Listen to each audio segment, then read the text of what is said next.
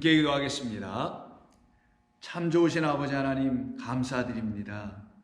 저희들은 오늘도 주님께서 들려주실 거룩하고 참되고 생명 있는 말씀을 듣길 원하여 주의 음성에 귀를 기울이길 원합니다.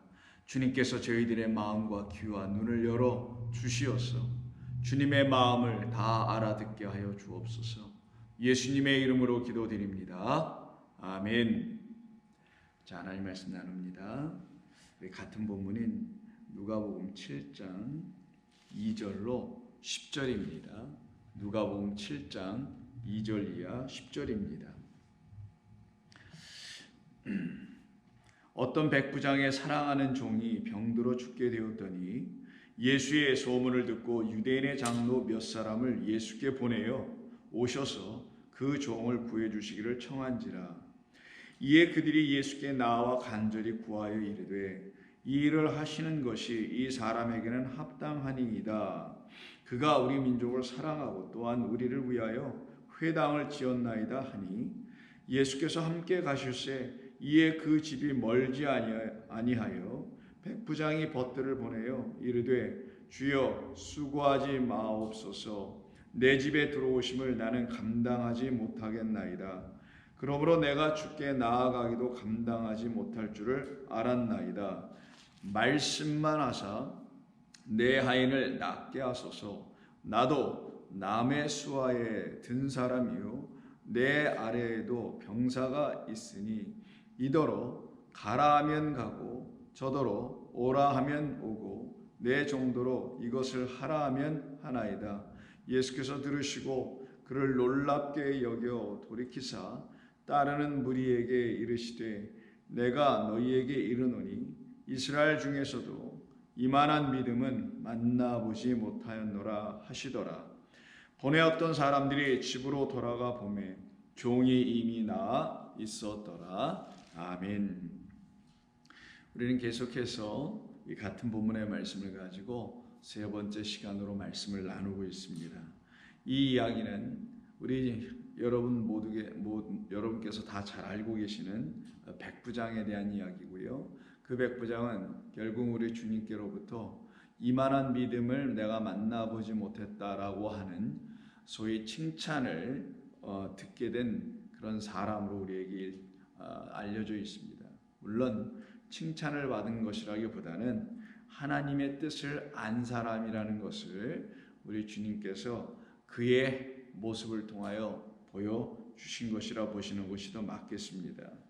그래서 우리가 지난 이틀을 걸쳐서 바라보게 되었던 것은 이 백부장의 종이 지금 어떤 병에 걸려 죽게 되었다라는 그 절박한 상황 속에서 유대인의 장로들을 몇몇을 예수님께 보내게 됐죠. 와서 예수님을 좀 모셔다가 사랑하는 종이 고침을 받기를 원했던 것이었죠. 그래서 그 장로들이 가서 예수님께 고하고 그리고 예수님을 모셔 가던 그 중에 백부장이 다시 자기의 벗들을 보내게 됩니다. 자기의 벗들을 보내게 된 이유가 무엇인가라고 보니 예수님이 자기의 집에 들어오심은 합당한 것이 아니기 때문에 집에 들어오시기를 원치 않아서 마치 그 백부장의 벗들을 보낸 것처럼 보여지고 있습니다. 그러나 사실은 그런 뜻은 아니었고 유대인의 장로들의 그 생각과 백부장의 벗들의 생각이 서로 반대가 되고 있고 서로 다르다라는 것을 이 본문은 우리에게 이미 들려주고 있죠. 알려주고 있습니다. 그래서 우리가 이 본문을 대하게 되는 기본적인 어떤 이해와 자세는 백부장의 마음과 뜻을 알고 있는 사람은 누구인지를 이 본문이 우리에게 알려주고 있는 것이고요. 그렇지 아니한 사람은 백부장을 오해한 사람들일 것을 말하는 것이고요.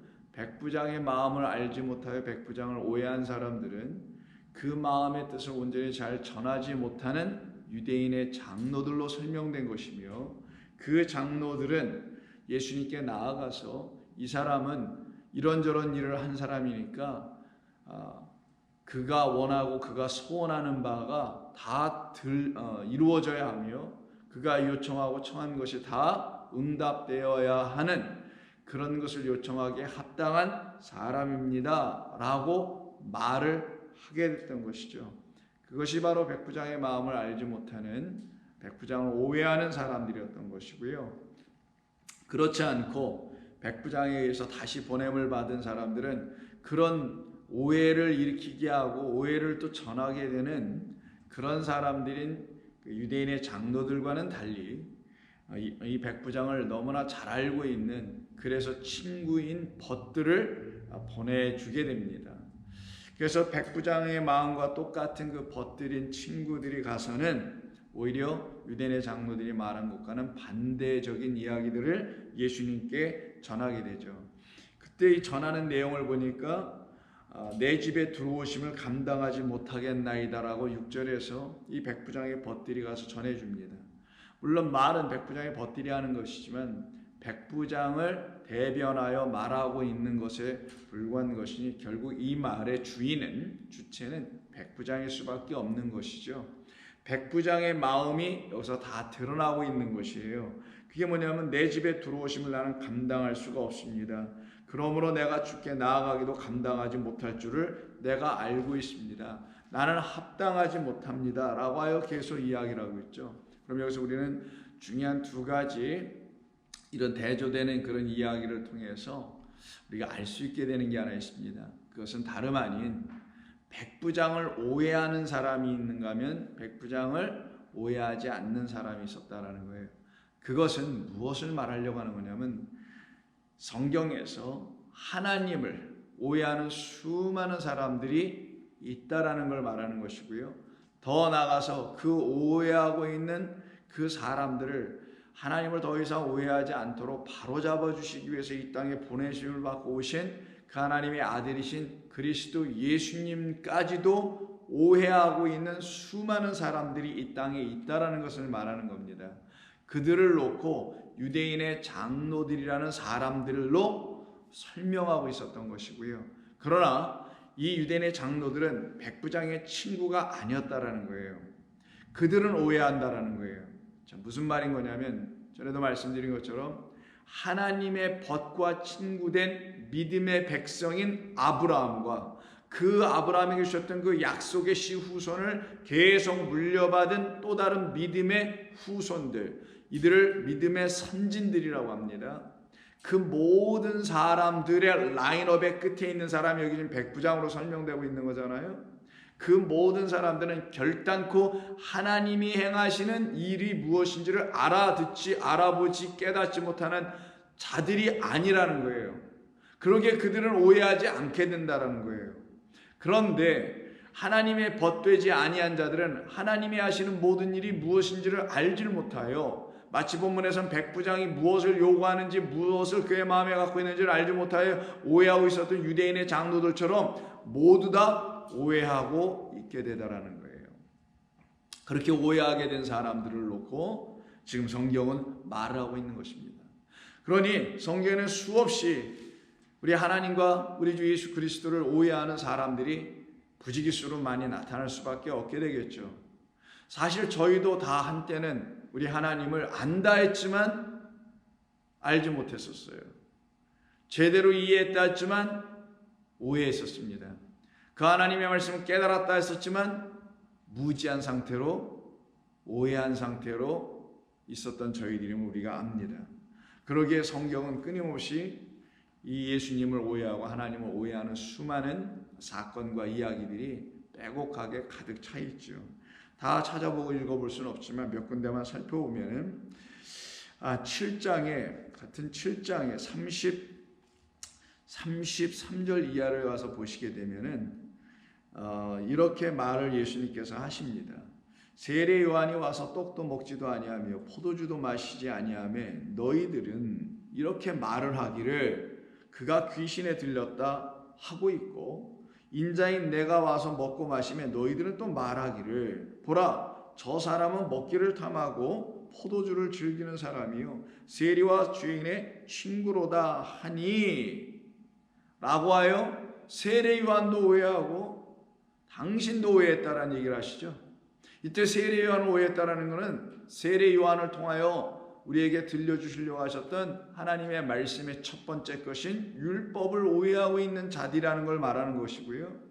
그 율법을 오해하고 있으니 율법이 들춰내려고 하는 진리이신 그리스도, 그분이 오셨음에도 불구하고 그분을 알아보지 못하는 오해, 이 일을 계속 이루고 있는 사람들에 대한 이야기를 이 본문이 지금 말씀해 주고 있는 것을 우리가 볼 수 있습니다. 10장에 가서 보시면은 두 자매인 마르다와 마리아의 집을 예수님께서 찾아가시게 됩니다. 그 이야기 속에서 또 예수님을 오해하는 사람들이 등장하게 되고요. 사람이 그렇지 않은 사람이 또 나눠지게 돼요. 마치 유대인의 장로들처럼 오해하고 있는 사람이 누구냐면 마르다였고, 그렇지 않고 그 백부장의 벗처럼 예수님의 벗이 되어 예수님의 마음을 알아보고서는 그가 원하시는 것을 행하는 사람이 있었어요. 그가 마리아였었습니다. 10장 38절을 보세요. 그들이 길 갈 때 예수께서 마을에 들어가시며 마르다라 이름하는 한 여자가 자기 집으로 영접하더라. 그에게 마리아라는 동생이 있어 주의 발치에 앉아 그의 말씀을 듣더라. 마르다는 준비하는 일이 많아 마음이 분주한지라 예수께 나아가 이르되 주여 내 동생이 나 혼자 일하게 두는 것을 생각하지 아니하시나이까? 라고 하여 드디어 예수님을 오해하고 있어요. 마르다에게 있어서 예수님은 마치 이런 것을 해 주시고 이런 문제를 풀어 주시고 이런 나의 어려움을 해결해 주셔야 될 어떤 분으로 생각하고 있었다는 것이고요. 그 이전에 이가 본래적으로 오해하고 있었던 것은 예수님이 그의 집에 들어오신 이유가 무엇인지도 몰랐다라는 것이 첫 번째 오해였죠. 그게 뭐예요? 그의 집을 방문하셨다라는 것이 그의 집에 들어가서 식사하러 가신 것이 아니고, 그의 집에 들어가신 이유는 그의 동생 마리아가 하고 있었던 그것, 바로 예수님의 발치에 앉아서 예수님의 말씀을 듣는 그것, 이것을 이루시기 위해서 예수님께서 그의 집을 방문하고 찾아가신 것이었는데, 그 예수님의 마음을 알아보지 못하니 예수님이 시장하셔서 음식이나 드시러 오신 줄 알고는 이것저것 차려내는데 마음이 분주하고 많은 일을 감당하는 사람이 되어버리고 말았다라는 거예요. 그 하나가 없으니 수많은 다른 많은 것들을 행할 수밖에 없는 부질없는 헛된 일에 빠진 사람을 이 마리아를 통해서 보여주는 거거든요. 바로 이 사람이 예수님을 알지 못하는 자, 예수님의 마음을 알 수 없는 자, 그래서 오해하고 있는 자라는 걸 알게 해주는 겁니다. 이때 주님께서 대답하시기를 이르시되 마르다야 네가 많은 일로 염려하고 근심하나 바로 너를 근심케 하는 많은 일이 너에게 여전히 있기 때문에, 이런 얘기잖아요. 너를 계속 근심하고 걱정하게 분주하게 만들고 집중하지 못하게 만들어서 그 하나님을 온전히 깨달아 알지 못하게 하는 수많은 잡다한 것이 너에게 가득하기 때문에 내가 바로 그 문제를 해결해 주려고 너희 집에 지금 찾아온 거야 라고 지금 사실 타겟은 마르다였던 거예요. 예수님이 이 집에 오셨던 것은 아직 하나님의 거룩한 집이 되어 있지 못한, 하나님의 벗이 되어 있지 못한, 친구가 되어 있지 못해서 하나님을 알지 못하고 있는 이 마르다를 위하여 오신 거거든요. 마르다 때문에 오신 것이고, 근데 이 마르다에겐 아직도 수많은 것들만 갖고 있는 그것 모두가, 그 많은 일들이 근심을 하게 만들죠. 걱정을 하게 만들죠. 분주하게 만들죠. 하나님을 바라보지 못하게 만들었거든요. 그런 그에게 예수님은 너에게 없는 그 하나만 있으면 너는 분주해지지도, 그리고 근심하지도 걱정하지도 염려할 일도 아무것도 없게 돼. 그 하나인 나, 곧 하나님을 너는 온전히 갖고 있지 못하여 오해된 하나님인 바로 너희들이 섬긴다는 마귀가 되어버린 그 하나님을 너희들은 이제 하나님이라고 하는 것 아니냐. 그래서 예수님께서 이 여인에게 42절에서 몇 가지만 하든지, 아니 그것도 많어, 그래서 한 가지만이라도 족하니라. 그래서 41절에서는 많은 것에서 시작하여 그것도 줄여 빼시고서는 몇 가지만 하든지, 그걸 또 줄여 빼니 한 가지.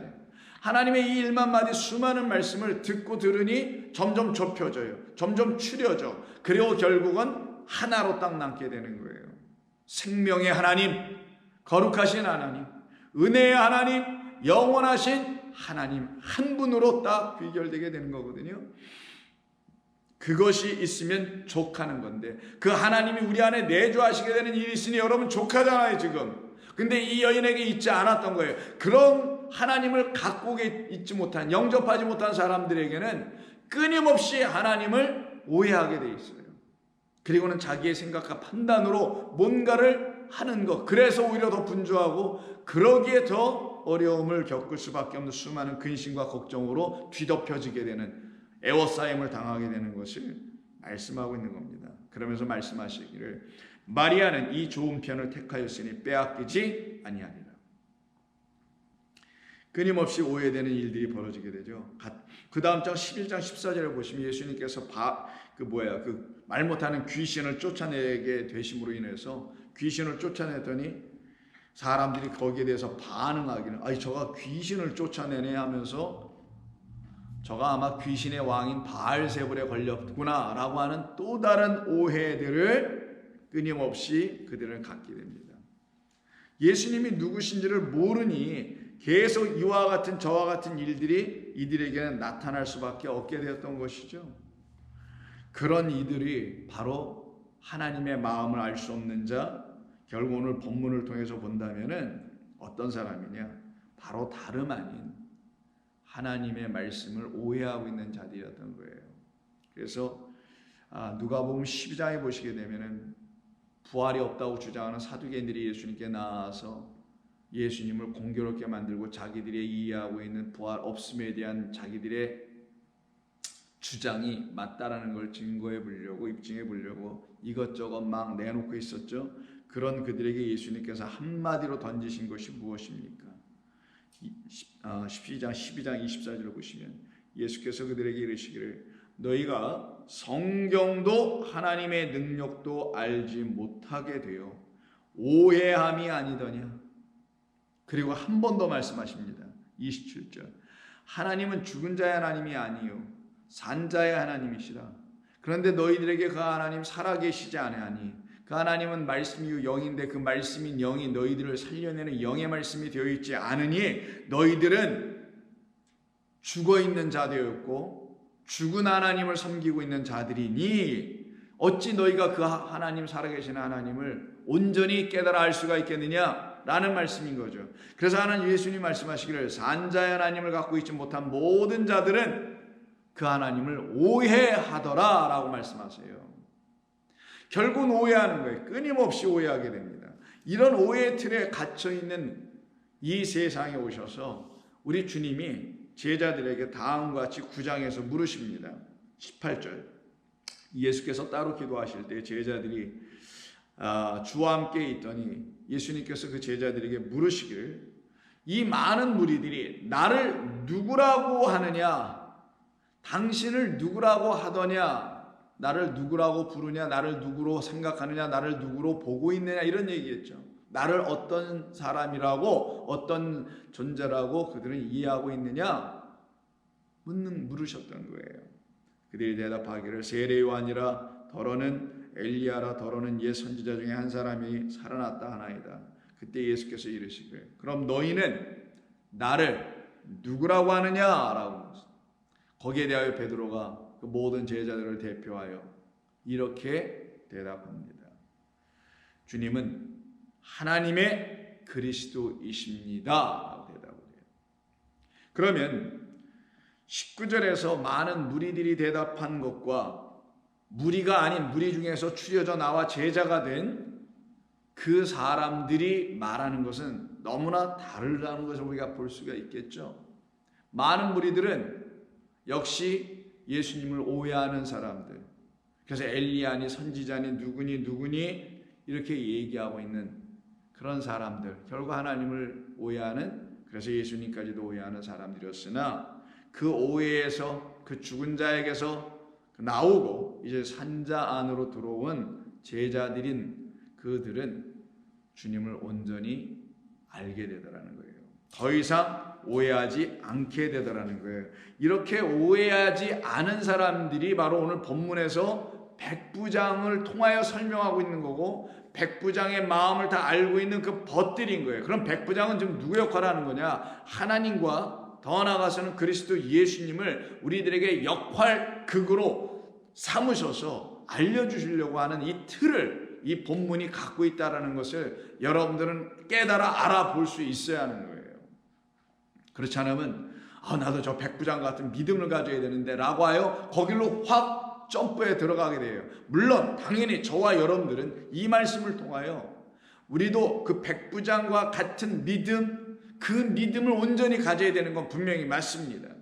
그런데 그 믿음을 갖게 해주시기 위해서 믿음의 주로 이 땅에 오신 분이 누군지부터 알아야 되는 거예요.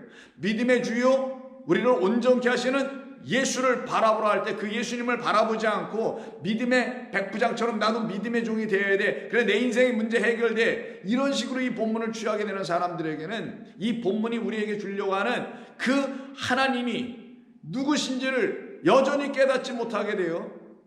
그 하나님 계속 오해하게 될 수밖에 없게 되기 때문입니다.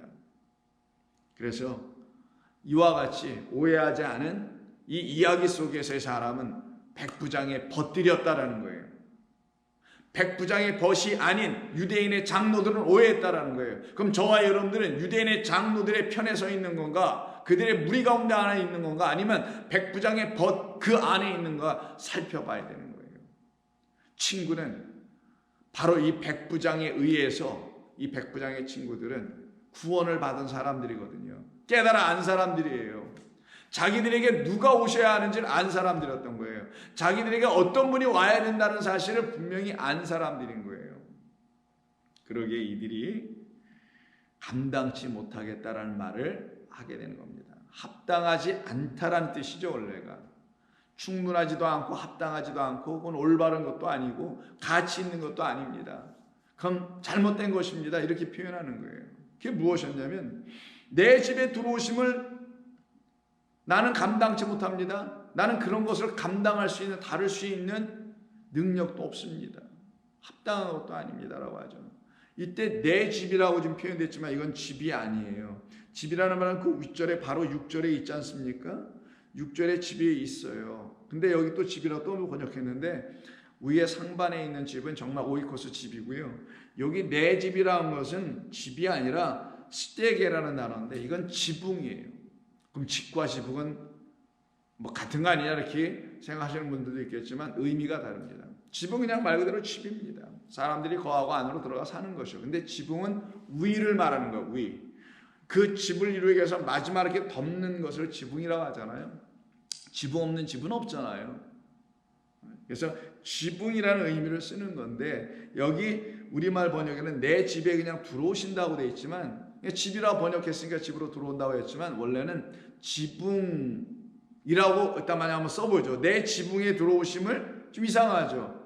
그렇게 번역할 수가 없잖아요. 들어온다는 말을 쓰고 싶으면은 지붕으로 들어온다? 말이 안 되죠. 그래서 이걸 번역하시는 분들이 집이라고 번역하고 싶은 마음이 있었기 때문에 그냥 들어온다는 말을 뒤에다 그냥 붙인 거죠. 들어온다는 말을 쓰려니 지붕보다는 집이 낫다 와요. 지붕에도 불구하고 집을 선택하여 그냥 이들은 번역을 해버린 거잖아요. 근데 그렇지 않아요. 지붕으로가 아니고 집으로도 아니고 지붕에다가 하나 더 붙어 있는데 뭐가 아니면 후포가 있어요. 후포는 휘포인데 뭐뭐 아래예요. 당신은 나의 그 지붕 아래로 들어오시는 것을 내가 감당할 수 없고 그건 있을 수도 없습니다라는 표현인 거예요. 여기서 왜 아래라고 썼을까요? 지금 이 백부장이 자기에게 사랑하는 종이 있죠. 그 사랑하는 종을 그 다음 7절에서 자기 수하라고 표현합니다. 수하는 자기 밑에 있는 사람이 아래 하자니까 자기가 부리는, 자기 손으로 부리는 자를 수하라고 하잖아요. 그렇게 수하, 자기 종, 이건 자기 아래에 있는, 자기 통제 아래에 있는 존재를 놓고 얘기하는 거예요. 근데 자기 통제 아래에 있지만 그가 자기의 사랑을 받고 있는 자예요. 자, 그러면 이가 지금 백부장이 예수님을 놓고 하는 얘기가 뭡니까? 당신은 나의 지붕 아래에 있을 뿐이 아닙니다라는 거예요. 지붕은 통제를 의미하는 거예요. 내가 짜놓은 이 틀, 나의 구역, 나의 제한된 곳, 이런 곳 안으로 들어오실 분이 아닙니다. 당신은 나 밑으로 오실 분이 아니죠. 내 밑에가 아닙니다. 내가 당신 밑에 들어가야 될, 나는 당신의 사랑받고 있는, 또 사랑받아야 할 종입니다. 내가 종이지 당신이 종이 아닙니다. 마치 나에게 그 종은 나의 사랑받는 종인 것처럼 내가 그를 사랑할 수 있게 됐던 것은 당신이 나를 사랑해 줬기 때문입니다라는 이 일이 그 백부장에겐 이미 일어났기 때문이잖아요. 그래서 이 백부장이 왜 제가 예수님이라고 미리 말해놓고 시작했냐면은 예수님께서 세례를 받으실 때와 그리고 변화산 산상에 올라가셨을 때 거기서 음성이 들리잖아요. 세례 받았을 때 하늘에서 비둘 같은 영이 내려오면서 음성이 들리고 이는 내가 사랑하는 자요 내가 기뻐하는 자다라고 하면 예수님은 하나님께로부터 어떤 관계예요? 사랑받는 주의 종이었다라는 거고요. 마찬가지로 똑같아요. 변화산에서도 사랑하는 자요 기뻐하는 자니 그의 말을 들으라 라고 하시지 않습니까? 우리 주님이 먼저 1차적으로 사랑받는 종 되어 있었던 그 하나님의 아들이었다라는 거예요. 그 하나님의 아들을 이 백부장이라는 사람이 바라보고 얘기하는 것처럼 이 이야기가 형성되어 우리에게 전해지는 것뿐입니다. 그러면 저와 여러분들도 똑같은 거 아니겠냐고요. 우리 주님이 하나님으로부터 사랑받는 주의 아들, 그럼 우리도 하나님의 사랑받는 주의 자녀, 이런 관계가 분명하게 서 있는 사람들에게는 자기가 누구인 줄 안다니까요. 누구요? 주인이 아니라 사랑받고 은총받은 주의 자녀, 주의 종이라는 거예요. 그런 종들은 이렇게 말을 하게 돼 있어요. 나는 당신의 권세 아래 있고 당신의 주권 아래 있고 당신의 능력 아래 있고 당신의 섭리 아래 작정 아래 계획하심 아래 있는 사람일 뿐입니다. 나는 그런 피조물입니다. 이런 고백이 나오는 사람을 누구라고 하냐? 믿음의 백성이라고 하는 거예요. 그런데 만약 이 본문을 그렇게 보지 못한다면 이 사람이 참 겸손한 사람이네.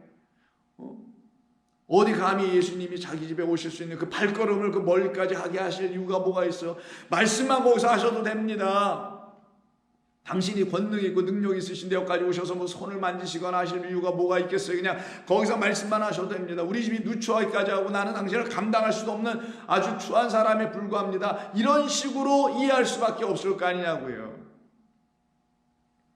그러나 본문은 그런 뜻을 담은 그런 말씀이 아닙니다.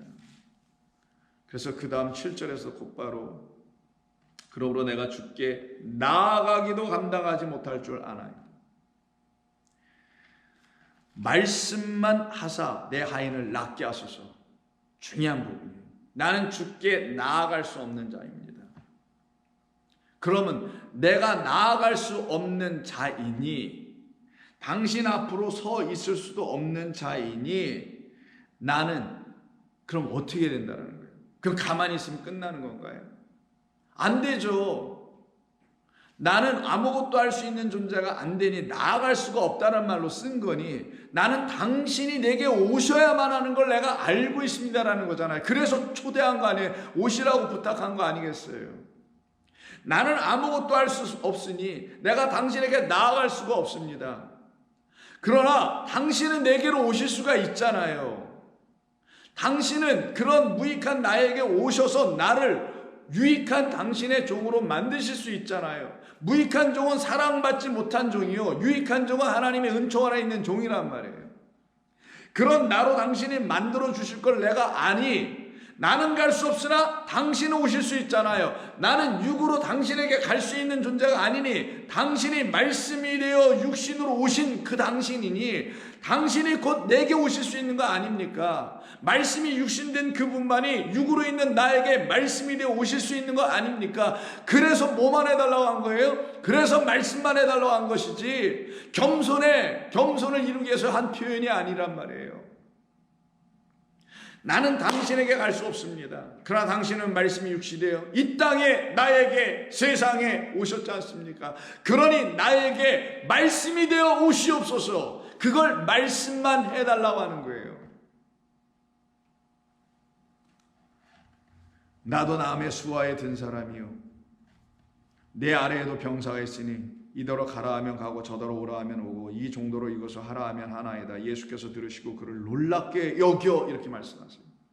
그러면 여기 지금 이 백부장이 말한 나도 남의 수하에 들어있고 가라 하면 가고 오라 하면 하고 하라 하면 다 하니까 저도 당신의 종이니 당신이 오라 하면 오고 가라 하면 가고 당신의 수하니까 라고 하는 그런 정도의 틀만 읽으면 예수님이 정말 놀라시는 건가요? 그 정도일까 이게요? 아닙니다. 예수님은 여러분들의 겸손의 모습을 보고 놀라실 이유가 하나도 없어요. 예수님 우리에게 그런 겸손을 요구하시지 않았기 때문입니다. 이 본문에서 지금 8절, 특별히 8절에서 말씀하고 있는 이 백부장의 마음을 드러내고 있는 이야기를 이 우리말 번역이나 영어 번역이 온전히 다 번역을 못했어요. 다른 언어는 제가 보지도 않지만 원래 본문 헬라어는 이렇게 써있지 않습니다. 뭐라고 되어 있냐? 나도 남의 수하에 든 사람이요 라고 되어 있잖아요. 이렇게 번역하면 내가 누구의 아래에 있고 내 위에도 상관이 있고 내도 그래서 그 상관의 명령에 따라서 가라면 가고 오라면 하라면 하고 이런 식으로 나도 하는 사람이니까요. 당신은 나의 상관입니다. 주님이 원하시는 대로 할 테니까요. 이런 얘기로 이걸 들을 수가 있겠죠. 그러나 이 본문은 그러잖아요. 헬라어로 어떻게 되냐면 에고 안트로포스 에이미, 에고 에이미는 I am이에요. 그 가운데 안트로포스가 있으니 이게 사람이란 뜻이잖아요. 근데 아담입니다. 그럼 뭡니까? 나는 당신이 지으신 아담, 그 창세기의 피조물입니다 라는 거예요. 당신은 나의 창조주 하나님이십니다 라는 거예요. 이게 우리가 가져야 될 세상이 말하는 주종관계가 아니라 하나님은 나의 아버지이시고 창조주이시고 나는 그의 지음을 받은 사랑받아야 할 아들인 거예요. 이걸 부자지간이라고 하잖아요. 세상에서는. 성경에서 말하는 것은 하나님과 우리의 관계라고 얘기하는 거예요. 그걸 놓고 지금 나는 한 사람입니다. 근데 어떤 사람? 어떤 피조물? 이런 피조물이라고 써 있어요. 그 다음에 곧바로 쓰는 말을 수아라고 그냥 단순히 번역을 했는데 수아가 아니라 휘포 엑수시아 타소 이렇게 써 있어요. 휘포 뭐뭐 아래, 아까 지붕 아래 할 때 휘포였죠. 엑수시아 권세, 권능, 권위, 특권 이런 말이죠. 그럼 권세 아래, 근데 어떤 권세? 타소라는 말이 뒤에 있는 마지막으로 이게 뭐냐? 정해 놓으신이란 뜻이에요. 나는 하나의 피조물입니다. 영원하신 하나님이란 창조주 하나님이 정해 놓으신 그 권세 아래에 있는 하나의 피조물에 불과합니다. 저는 이렇게 고백합니다. 여러분들은요? 이 백부장은 그것을 안 사람이에요. 그것을 알고 고백하여 우리로 고백할 수 있도록 또 도와주시려고 이 땅에 오셔서 처음으로 이런 말을 하실 수 있는 분이 누구였겠어요? 누구? 예수님밖에 없었던 거예요. 그래서 그 예수님이 이 백부장을 통하여 당신을 설명하고 있는 거예요. 지금 이런 백부장이라는 게 아니라 그런 예수님이라는 걸 이 백부장의 이야기를 통하여 당신이 그걸 가르치러 오셨다라는 거예요. 우리는 피조물이요 하나님은 계시다. 창조주 하나님으로. 그 창조주 하나님이 정해놓으신 뜻은 우리를 온전히 다 당신의 자녀 삼으시려고 하는 것이다. 우리가 자녀였다는 걸 알려주려고 하시는 것이다. 그리고 당신의 영원한 나라로 우리를 가게 하시려고 하시는 것이다. 이것을 아신 분, 최초로 하신 분, 처음으로 하신 분 그리스도 예수밖에 없어요. 그래서 그것을 알고 있는 자가 여기서는 백부장이었던 거예요. 그럼 이 백부장과 그리스도 예수는 같을 수밖에 없죠. 성경은 다 나를 응하려 함이라는 것을 여러분이 아시게 될 때 그때 우리가 어떻게 된다고요? 영생을 얻는 거예요. 그게 요한복음 10장에 있는 말씀 아닙니까? 너희가 성경을 읽는 이유가 뭐냐? 영생을 얻기 위함이 아니냐? 근데 성경은 다 나를 응하려 함이라 나에 관한 이야기를 하고 있는 것이다. 근데 그 예수님에 관한 이야기를 제대로 전하지 않으면은 신학으로 전한단 말이에요. 신학 사조, 흐름 이런 학파의 어떤 해석들로 전하게 된단 말이에요. 그러나 이 본문이 우리에게 가르치려고 하는 건 당신을 들춰내는 거예요. 이 백부장을 통하여. 그리고 그 백부장인 그리스도 예수의 친구된 저와 여러분들이 정말 그로 말미암아 그 친구의 죽음으로 말미암아 우리가 친구 되는 거란 말이에요. 더 이상 종이 아니라 아들들이 되는 거예요. 그래서 여기서 그런 말이 나오는 겁니다. 저는 그냥 하나의 피조물에 불과합니다. 정해놓으신 하나님의 섭리와 작정 그 뜻에 담아놓으신 누구도 인간 피조물이 뒤틀을 수도 없고 바꿀 수도 없는 하나님의 권세 아래에 있는 피조물입니다. 그래서 나는 그 한 가지를 바라볼 수 있게 됐으며, 그래서 나는 세이프합니다. 나는 안전합니다. 그분의 권세 아래 있기에. 나는 평안합니다. 그분의 권세 아래에 있기 때문에. 정해놓으신 창조의 뜻, 창조 이꼴 구원인데 구원의 뜻 아래 내가 있으니 나는 이제 편안합니다. 나는 이제 안전합니다. 이건 safe and secure라고 합니다. 나는 safe하고요, 나는 secure합니다. 그 상태가 되어 있는 사람들로 우리를 만드시러 오신 분이 그리스도 예수시요, 그분이 바로 사랑받는 종이 지금 병들어 죽고 있다잖아요. 우리는 본래 다 하나님의 사랑 아래에 있는 자들이라서 사랑받고 있는 종들이에요. 근데 우리가 하나님의 말씀이 없어서 병들어 죽고 있는 우리였던 거예요. 그 집에 그런 우리들에게 우리 주님이 말씀으로 찾아오셔야만 된다라는 거에서 말씀만 하여 주옵소서, 말씀이 되어 육신이 오신 당신이 내 안에 들어오셔야 합니다라고 얘기하는 거란 말이에요.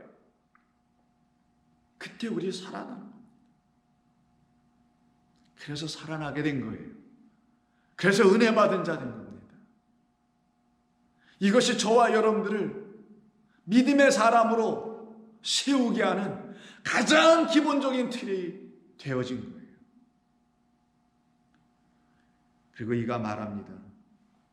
내게도 병사가 있어 이더러 가라고 하면 저더러 오라고 하면 나는 당신의 철저한 완전한 주권 아래 있는 자입니다라는 것이죠. 그래서 바울이 로마서 13장에 1절 이하에서 이런 말을 하는 거예요. 각 사람은 위에 있는 권세, 이게 엑수시아예요. 권세들에게 복종하라. 그래서 이 사람은 뭐라 해서 나도 남의 수하에 있다니까 그가 남이 누구예요? 그럼 내 위에 있는 자라는 거죠. 그럼 백부장에 있어서 위에 있는 자, 예수님에게서 위에 있는 자, 금방 답 나오잖아요. 영원하신 아버지 하나님이에요. 그 위에 계신 권세 갖고 계신 그 한 분을 지금 소개하려고 하는 거고, 그 한 분을 바라보게 하려고 하는 거예요. 그 권세들에게 복종하라. 권세는 하나님으로부터 나지 아님이 없나니라고 얘기한 거라서 모든 권세는 다 하나님께서 정하신 바라. 이게 오늘 본문에서 타소라는 말이에요. 하나님이 정해놓으신 당신의 주권, 이걸 권세라고 하는데, 이 권세 안에는 진리가 있고요, 사랑이 있고 은총이 있고 하나님께서 우리를 구원하신 모든 게 담겨 있는 거예요. 그 아래 있어야 복된 자예요. 그 지붕 아래 있어야 된다는 거예요. 우리가 만드는 우리 인간이 구축한 지붕 아래, 권세 아래, 학문 아래, 깨달음 아래, 이런 것 아래 있는 게 아니라 하나님이라는 그 구원의 권세 아래 있어야만 된다는 걸 가르치는 겁니다. 그러므로 권세를 거스르는 자는, 하나님이 정해놓으신 이 뜻을 거스르는 자는, 거기서 벗어나고 딴 길로 찾아보려고 하는 그런 헛된 일을 하고 있는 자들은 하나님의 명을 거스름이니라고 할 때, 이때 명이 타소, 정하신 거라는 그 정하다의 명사일 뿐이에요. 그럼 정하심이라고 하는 게 더 낫겠죠. 하나님의 정하심을 거스르는 것이지 명을 거스르는 게 아니란 말이에요. 하나님이 정해놓으신 것을 거스르는 것이니 거스르는 자들은 심판을 스스로 자취하는 것밖에 안 되지 라고 바울이 말해요. 그러니 이렇게 복음의 말씀을 깨달아 알게 된 사람들은, 그럼 나는 그 권세 아래 있어야 되는 거구나, 그럼 나는 그 권세 아래 있는 하나님의 피조물이구나, 감사합니다 주님. 제가 그냥 육덩어리고 먼지덩어리고 흙덩어리만 줄 알았는데 그런 게 아니군요. 당신의 사랑이 부어져 있는 사랑받은 종인데 하나님의 말씀이 아직 없어서 병들어 있는 사랑받은 종이었군요. 그러나 이제 병 해결되고 말씀 들어와서 나를 온전케 해버리는 하나님의 말씀이 있으니 나는 이제 완전한 사랑 안에, 완전한 은혜 아래 있는 병 없는 자군요. 나를 그렇게 만드시려고 하신 것이니 나를 더 이상 이제 육이나 흙이나 먼지가 되지 않게 않게 하시려고 하나님의 이 거룩한 권세가 내게도 임하야만 합니다라고 그 권세를 주실 분을 기다리고 있는 자들로 세워놓게 되는 거예요. 저와 여러분들은 그 권세 하나님을 기다리는 겁니다. 매일매일 나의 권세가 폐하여지고 하나님의 권세가 세워지기를 원하는 자들로 살아가고 있기 때문이죠. 그래서 같은 로마서 8장 19절에서 피조물이 아담이 고대하는 바는 이거 하나밖에 없지 하나님의 아들들이 나타나는 것이니 피조물들이 허무한데 굴복, 이게 바로 타소의 후포가 붙은 것뿐이에요. 휘포 타소, 굴복하는 것은 자기 뜻이 아니요 오직 굴복하게 하시는 이 권세 있는 그분 하나님으로 말미암아 정해진 뜻을 알아듣고 성경이 무엇을 말하는지를 그 진리를 깨끗한 하나님의 거룩한 말씀, 온전한 말씀, 불순물이 섞이지 않은 인간의 가르침들이 개입되지 않은 성령 진리예요. 거룩한 영이 가르쳐 주시는 말씀으로 다시 듣게 된 사람들만이 그 말씀은 하나님의 정하신 권세 있는 말씀인 것을 깨달아 알게 되어 거기에만 굴복하는 자, 정해진 대로 살아가는 자라는 거예요. 원래 이거 굴복이라 번역하면 안 되는 건데 정해진 대로 살아가는 자, 뜻하신 대로 깨닫고 거기에 순종하는 자가 된다는 거예요. 그 바라는 것은 피조물도 썩어짐의 종로로 한 데서 완전히 해방하게 하시려고 하시는 하나님의 자녀들에게만 주시려고 하는 영광의 자유에 이르게 하려고 한 것이 하나님이 정해놓으신 권세 안에 있는 당신의 거룩한 뜻이었다. 그래서 8장이 14절 이하에서 그 하나님의 영으로 인도함을 받는 사람들은 더 이상 무서워하는 종의 영을 받지 아니하고 15절에서 뭐라 합니까? 하나님이 아들이 되는 양자의 영을 받게 되니 그때부터 하나님을 아빠 아버지라고 부를 수 있는 주의 자녀되게 된다는 그 말씀의 이야기들이 붙어있는 거잖아요. 예수님께서 하나님의 사랑받는 은총받는 아들이었던 것처럼 우리들도 그 그리스도 예수님으로 말미암아 하나님의 아들로 양자되어 들어가는, 그래서 아빠 아버지라고 우리도 담대히 감사히 부를 수 있는 그런 사람들로 저와 여러분들을 만드시는 거란 말이에요. 그러니 우리가 세상이라는, 사람이라는, 인간이라는, 인간의 구조 구축해놓은 여러 가지 질서라는 틀, 그 지붕 아래에 있을 자들이 아니죠. 인간의 머리 위에 있는 진짜 지붕인 하늘 곧 하나님 아래에 있어야 될 자들이죠. 그들만이 거기에서 벗어나 완전하게 우리를 이루게 하시는 하나님의 자녀가 되는 그 권세를 갖게 해주는 거예요. 그럼 하나님의 자녀가 된다는, 양자가 된다는 건 정해놓으신 권세가 우리에게 오셔야만 된다는 거죠. 그 정해놓으신 권세로 이 땅에 오신 분을 그리스도 예수시라고 하는 거예요. 그래서 아버지께서 하늘과 땅의 모든 권세를 내게 주셨으니 내가 너희에게도 이 권세를 주어 너희를 세상에 보낼 거야. 이게 마태복음 28장 마지막 절들이에요. 너희는 가서 제자를 삼으라는 그 이야기 속에 권세가 나오죠. 그 권세를 갖고 오신 분이 누구였기 때문에? 당신 그리스도 예수님이었기 때문에 그 권세로 말미암아 우리도 하나님의 자녀가 되는 권세가 되는 거예요. 갖게 되는 거예요. 그걸 정해놓으신 뜻이라고 하는 겁니다. 약속하신 뜻이라는 거예요. 그래서 약속의 후손, 약속의 땅이 바로 그리스도 예수님이 될 수밖에 없게 되는 거예요. 그래서 요한복음 1장 11절, 자기 땅에 예수님께서 오셨음에도 불구하고 자기 백성이 영접하지 아니하였으나 그러나 영접하는 자 곧 그 이름을 믿는 자들에게는 하나님의 자녀가 되는 엑수시아 권세를 주셨으니 그 권세는 정해놓으신 권세 아래에 있는 자기 자신이 안트로포스, 아담, 피조물, 한 인간이라는 사실, 하나님의 사랑을 받아 결국 내 안에 있는 병이 고쳐져 사망이 이르게 하는 그 질병, 무지, 오해, 비진리, 마귀, 이런 모든 것들이 내게서 다 떠나가 귀신 추출 사건이 내 안에서 이루어져. 그것이 일어나게 되면 그들 안에서는 참된 평강이, 참된 은혜가 넘쳐나게 됩니다. 그들에게는 하나님의 자녀가 되는 권세를 주셨으니 이는 혈통으로나 육정으로나 사람의 뜻으로 나지 아니하고 오직 하나님께로부터 난 자들에게만 이루어지는 것이라. 이를 위해서 말씀이 육신이 되어 우리 가운데 오신 그리스도 예수님을 이 백부장이 벗들을 통하여 청하고 있는 모습으로, 그런 그림으로 우리에게 설명하여 이 말씀을 주신 거예요, 저와 여러분에게. 그럼 하나님께서 주신 그 말씀의 의도대로, 이런 이야기를 성경이 기록해 주신 의도대로 이 말씀을 들어야 진리의 성령으로 말미암아 권세 정해놓은 것으로 이 땅에 오신 그리스도 예수님을 알아볼 수 있기 시작하게 되는 거 아니겠습니까? 그래야 오해하지 않게 되니까요. 그래야 오해하지 않게 되니까. 그래서 우리 주님께서 이 백부장의 이야기를 듣고 놀라셨다고 하잖아요. 특별히 가라 하면 가고요, 오라 하면 오고요, 그 다음에 하라 하면 하고요 라고 얘기했는데, 이게 다 의미가 있는 말들이에요. 단순히 그냥 수하여 어떤 사람 상관의 지시의 명령에 완전히 복종해야 하는 그런 사람입니다라는 그런 단순한 표현이 아니라, 가다, 포리우마이, 오다, 에르코마이, 하다, 포이에요. 이 셋은 하나로 연결되어 있어요. 한 고리 안에 있는 셋 중에 하나만 빠져도 안 돼요. 가고 옴이 있어야 되고, 그래야 포예요. 뭐라 그랬죠? 이걸 do 아니면 make라고 성경이 번역을 하는데, 이거는 창조의 언어라 그랬죠. 이거는 하나님의 뜻대로 다시 지어버리는 거예요. 만들어지게 하는 거예요. 가고 오는 역사가 일어나게 되는 사람들에게만 이런 얘기를 하는 거예요. 저에겐 그런 일이 일어났다라고 지금 백부장이 지금 고백하는 거잖아요. 백부장과 같은, 우리 주님과 같은 똑같은 주님의 마음, 예수의 마음을 닮은 여러분들도 똑같이 가고 옴의 역사를 통하여 하나님이 지으실 새로운 피조물, 새하늘과 새 땅으로 들어갈 수 있는 그리스도 예수 안에서의 새로운 피조물이 되어 있는 사람들 아니라고요. 그런 사람들에게만 가고 오고 지어짐의 역사가 일어나는 거예요. 그걸 지금 여기서 얘기하려고 하는 겁니다. 그럼 뭐가 가고 오고 하는 것인가? 뭐라고 그랬어요? 앞에 7절 상반에서 내 집에 오시는 거 감당 못합니다.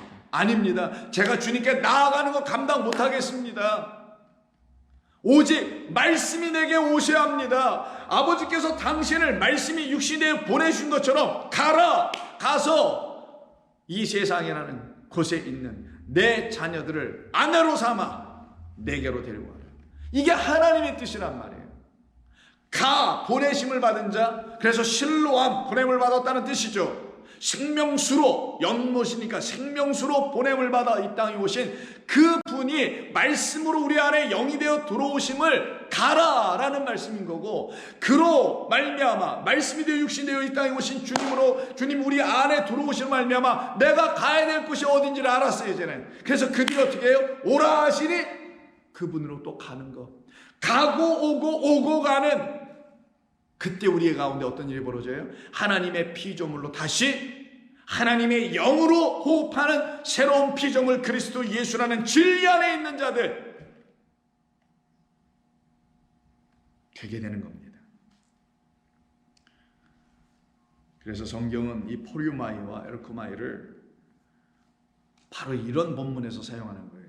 그 유명한 이른 양의 비유로 사용하고 있는 누가복음 15장 4절입니다. 너희 중에 어떤 사람이 양 100마리가 있는데 그 중에 하나를 잃으면 99마리를 들에 두고 그 잃은 것을 찾아내려고, 끝까지 찾아내려고 찾아다니지 아니하겠느냐라고 할 때 찾아다니지라는 이 말이 바로 포리우마이에요. 오늘 본문에서는 가라라고 하는 표현이에요.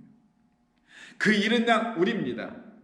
우리를 찾아오시는, 우리를 찾아내시기 위해서 아버지의 명을 따라 이 땅에 보내심을 받고 정해진 권세를 가지고 이 땅에 오신 분. 왜? 그 정해진 권세, 그 엑수시아, 그것이 없으면 우리를 구원해낼 수가 없어요. 우리는 다른 권세들로 구원 못 받아요. 오직 하나의 권세, 그리스도 예수라는 그 진리를 갖고 오신 그분의 권세로만 우리는 세상이 우리를 감당할 수 없고 세상에게 빼앗기지 않고 거기에서 벗어날 수 있게 된단 말이에요. 그 권세가 우리를 그렇게 할 수 있게 한단 말이에요. 그것으로 갑니다. 그래서 이걸 어떻게 합니까? 찾아내죠.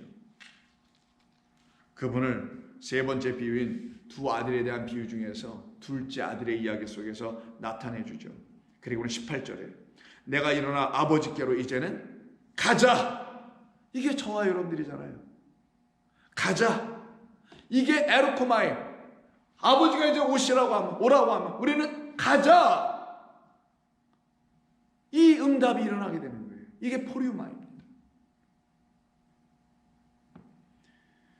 그들만이 영원한 그 아버지 집으로 들어갈 수가 있게 되는 것이죠. 그들만이 생명의 하나님을 만나게 되는 거예요.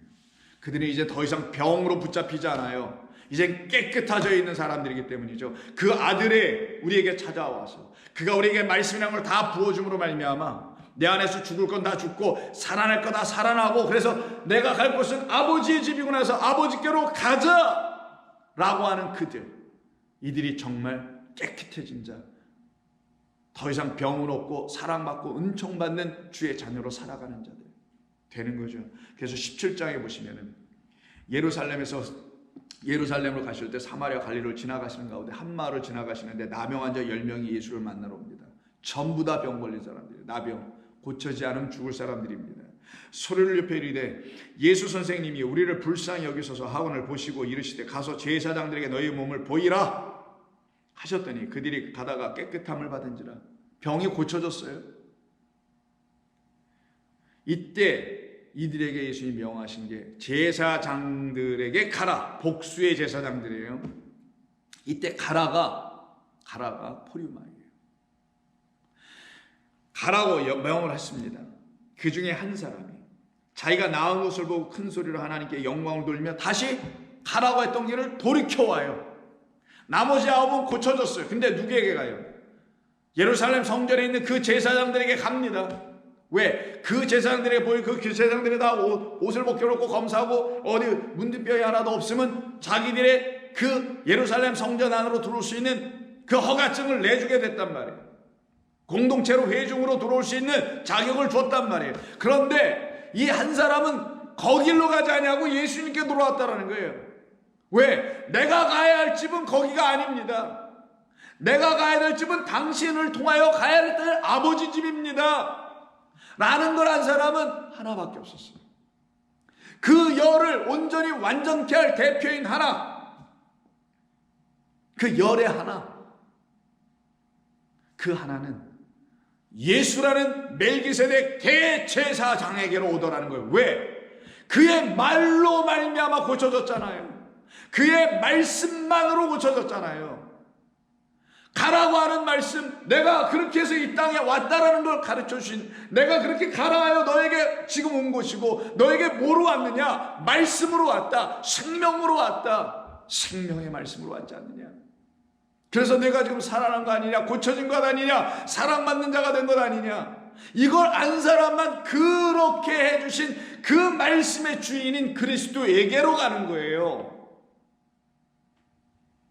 예수의 발 앞에 엎드려 감사하니 그는 사마리아 사람이라. 예수께서 대답하여 이르시되 10사람이 다 깨끗함을 받지 아니하였더냐? 그 9은 어디 있더냐? 이 이방인 외에 하나님께 영광을 돌리러 돌아온 자가 없느냐? 하시고 그에게 이르시되 일어나 가라. 내 믿음이 너를 구원하였느니라. 이때 가라가 또 포유마이에요. 어디로? 아버지 집으로 가라. 너는 저 세상 인간들이 만드는 성전으로 갈 자가 아니라 거기 무너져야 된 그곳에서 넌 나온 자고, 너는 이제 영원한 아버지의 도성으로 너는 가라. 그렇게 가는 사람들만이 참으로 고쳐진 자요, 권세 아래에 있는 사람이요, 생명을 가진 사람이죠. 그래서 오늘 본문 다시 돌아가서 보시면은 이때 예수님께서 9절에서 내가 이스라엘 중에서 어느 이스라엘? 그 율법 성전에 있는 제사장들이 가르치고 있는 그곳 안에서는 이러한 믿음을 내가 보지를 못했어. 왜? 그 안에서는 거기로 돌아간 9명들은 내가 준 이 말을 진리의 말, 믿음의 말씀으로 받지 못한 자들이니 사람 제사장들에게 다시 돌아갈 수밖에 없게 되었지만, 나 하늘에서 온 하늘 성소를 지키고 있었던 그 멜기세덱이라는 평강의 왕, 의의 왕인 의의 제사장, 평강의 제사장인 나를 온전히 만나지 못한 자들은 다 그렇게 되지. 그들은 이스라엘인데 거기에서는 이런 믿음이 나타나지 않지. 그래서 이스라엘 중에서 이러한 믿음은 만나보지 못했다고 하시는 거예요. 보내었던 사람들이 백부장의 벗들이죠. 집으로 돌아가 보면 이 백부장의 법들은 우리를 말하는 겁니다. 우리가 가야 될 집은 아버지 집에, 아버지 집에 가면 아버지 집에 병든 자가 있어야 되겠어요, 없어야 되겠어요? 그렇죠. 없어야 되는 거예요. 아버지의 집에는 병든 자가 없는 거예요. 근데 백부장이 지금 예수께서 찾아온 이 세상이라는 집 안에는 하나님의 사랑은 받고는 있지만 여전히 진리라는 깨끗한 말씀이 없어서 깨끗한 물을 마시지 못해서 온몸에 병들어 있는 그 종인 우리들이 있었다라는 걸 말하는 게 백부장의 집으로 설명한 거란 말이에요.